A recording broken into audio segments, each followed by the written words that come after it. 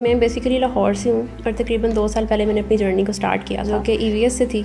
EVS enrol करने के बाद मैंने होलसेल और पीएल को मैंने एक्सप्लोर करना स्टार्ट किया था। अगस्त में मैंने एफबीए मास्टरी को ज्वाइन किया था जो कि सितंबर से हमारी क्लासेस ऑनवर्ड स्टार्ट हो गई थी। जब मैंने ईवीएस को एक्सप्लोर किया हुआ था इन पीएल और होलसेल के लिए, तो कोर्स में तो मुझे इतनी ऐसे कोई हर्डल्स नहीं आ रही थी। हाँ, लेकिन उसको डीपली एनालिसिस करने के लिए ही और लाइव लॉन्च को देखने के लिए और उसका एक्सपीरियंस लेने के लिए हमने इनरोल किया था। 24 घंटों में से तकरीबन हम 16 से 17 घंटे अपनी हंटिंग को दिया करते थे। यूएस यूके की मार्केट को एक्सप्लोर करते थे।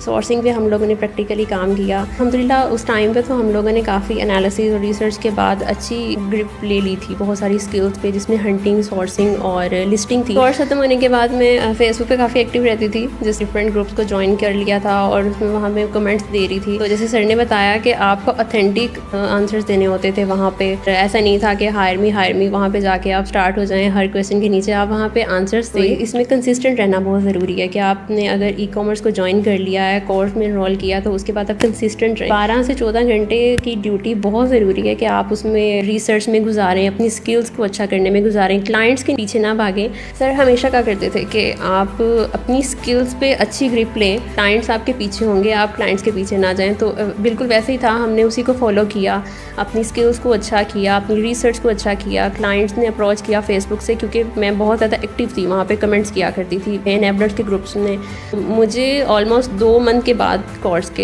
एक क्लाइंट मिला था। फ्री वर्क था यूके की और यूएस की हंटिंग के लिए। उन्होंने पूरा मंथ मुझसे काफ़ी हंटिंग करवाई। रोज़ के मैं उनको 5 से 7 प्रोडक्ट्स दिया करती थी। जब मेरा मंथ कंप्लीट हुआ तो मेरा काम देखने के बाद उन्होंने मुझे मेरी फ़र्स्ट सैलरी मुझे दी थी, जहाँ से मुझे अपना फर्स्ट क्लाइंट मिल गया। करंटली बात की जाए तो हम लोग ऑलमोस्ट 6 मंथ से कंसिस्टेंट अर्निंग कर रहे हैं, जिसमें मैं और सलमान पहले टीम में थे। और अल्हम्दुलिल्लाह क्लाइंट्स ज़्यादा होने की वजह से मैंने अपनी एक बैचमेट को भी हायर कर लिया, जो कि अभी हमारे साथ करंटली काम कर रही हैं। अभी हम 3 लोग हैं जो कि PL, wholesale, on and arbitrage में यूएस, यूके और यूए की मार्केट में काम कर रहे हैं। जैसे हमारे पास काम ज़्यादा था और क्लाइंट्स भी ज़्यादा हो रहे थे, हम लोगों ने अपनी एजेंसी क्रिएट कर ली थी और उसके लिए डिफरेंट लोगों को हायर कर लिया था, जिसमें एलएलसी, एलटीडी, अकाउंटेंट और ग्राफिक डिज़ाइनर्स हैं।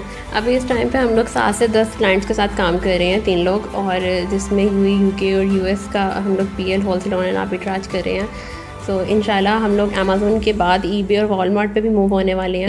ई कॉमर्स एक ऐसी जर्नी है जिसमें आप रुकते नहीं हैं कि आपकी जो स्टडी है, जो रिसर्च है, वो रुक जाए। कि जैसे आपने कोर्स में जो पढ़ लिया था बस वही रहने वाला है। आपको अप टू डेट रहना होता है, न्यू स्ट्रैटेजीज़ को फॉलो करना होता है, चाहे वो हंटिंग की हो, चाहे वो पीपीसी की हो। अप टू डेट रहना होता है, रोज़ की आपको रिसर्च बेस्ड स्टडी करनी पड़ती है। और अगर होलसेल की प्रोडक्ट्स हैं तो उसमें बहुत सारे चैलेंजेस फेस करने पड़ते हैं। पीएल की बात करें तो उसमें हंटिंग में, सोर्सिंग में, चाइनीज़ से अगर हम लोग बात करते हैं, ऐसा नहीं है कि आपने अगर कोर्स कर लिया तो कोर्स के बाद वहाँ से निकलते ही आपके आगे बहुत सारे क्लाइंट्स होंगे कि हमें आपसे काम करवाना है या वो आपको हायर कर लेंगे। इसके लिए बहुत ज़्यादा कंसिस्टेंट रहना पड़ता है, मोटिवेट रहना पड़ता है।